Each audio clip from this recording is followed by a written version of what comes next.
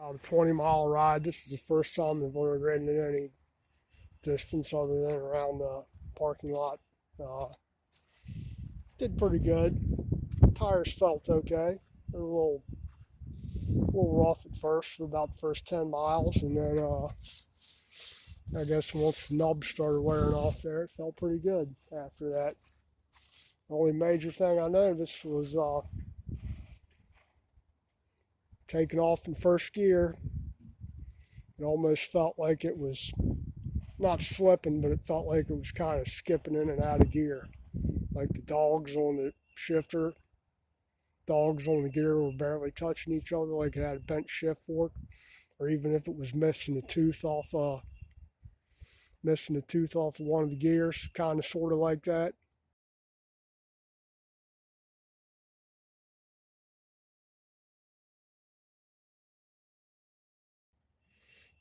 So I'm gonna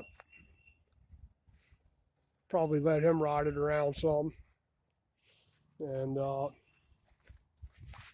I might pull the transmission and go ahead and fix that and check it and see if it's just shifter pulls out of adjustment, or if I need to yank the transmission and pull it.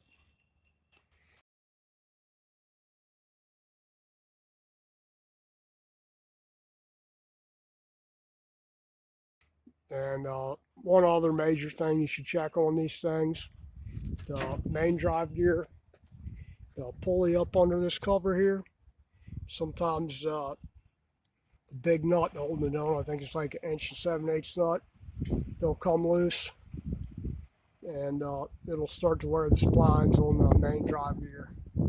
So I'm probably going to pull that cover off there, check that. There's a seal in the end of the main drive gear too that sometimes pops out. Totally separate from skipping or anything like that. I'm just saying that the seal sometimes pops out of there. I've seen them where guys been riding around and it's all rusty, kind of like rusty oil up around it, where its bearings have actually started to rust on the end of the main drive gear up inside of there. So what we usually do is when I put them in, I'll smear black silicone over the top of the seal because it's a closed-in seal. It's flat rubber, uh, just to help hold it in place. I had one come out at the racetrack one time. I think it was at Daytona. And would have never known it, except I didn't have this cover on there.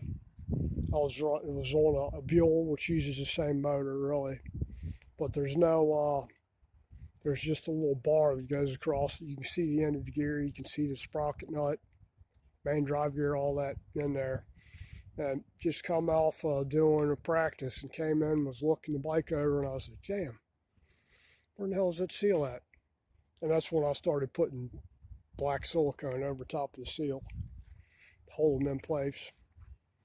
Uh, Not that it's a very common occurrence for them to come out, but I know I've seen at least probably 10 of them that were missing over the years. You know, not in a year, over maybe 25 years, you notice it, 10 of them gone. It's just something to look out for.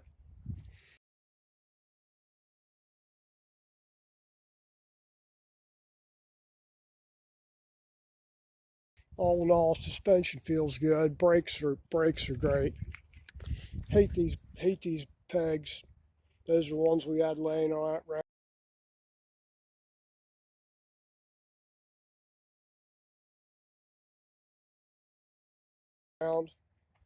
and ride down the road. It always feels like you got to hold your legs in because it feels like your damn feet are going to slip off the pegs.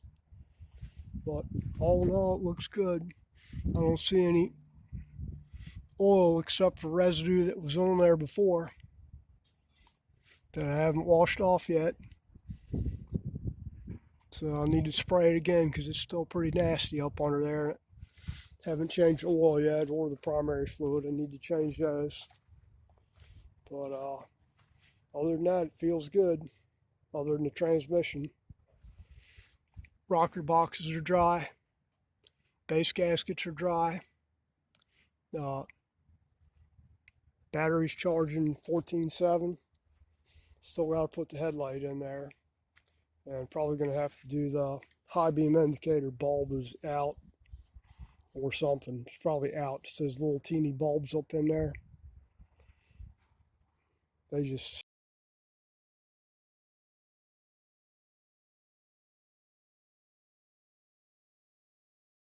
snap into place. Sometimes you can take it out and put it back in.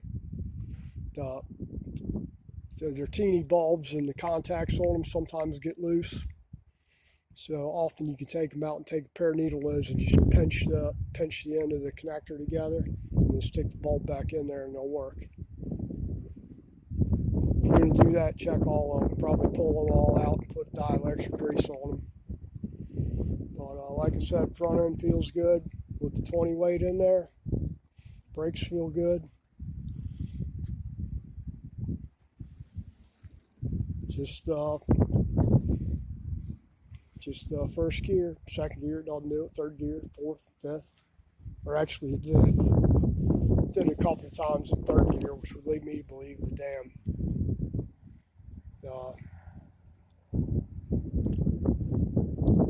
adjustment on the shifter paw's off, which is on this side over here.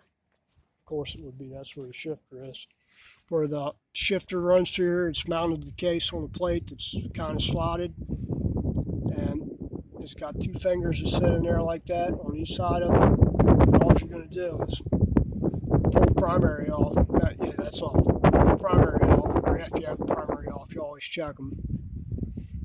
Put it in third gear, and then measure the distance between one side and the other, holding the shifter, kind of not pushing on it, but just kind of holding it up in one place, measuring it.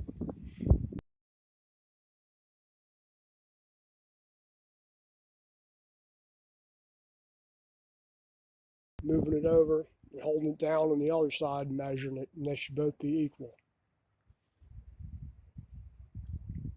Same idea as on a big twin, shifter pawl adjustment, third gear. Except for those, you don't take it apart, those you just feel it. What happens is it's biased one way or the other. So if it upshifts really easy or downshifts perfectly, but upshifts hard the other way, or or the other way it shifts hard, you'll need to adjust that shifter. You're not adjusting the shifter itself, you're adjusting the pawl mechanism inside the transmission, which is basically, this way or that way.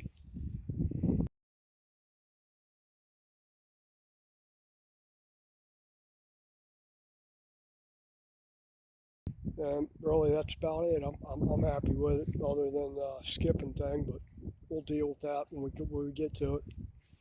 It runs, rides good. I didn't mess with the timing today, but I'm definitely going to try it on a different settings on the Ultima thing there. I'll probably take it back to number 1 and see how it does, and then maybe go to number 2 and try it. We'll see.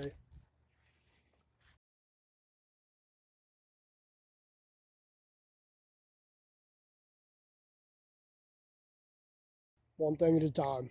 All right, well, that's it for this. If you like my content, please like, share, subscribe, all that jazz. Hit the notification bell. And you guys have a beautiful day. I think it's supposed to be about 80, 81 here today. It feels it's t-shirt weather now.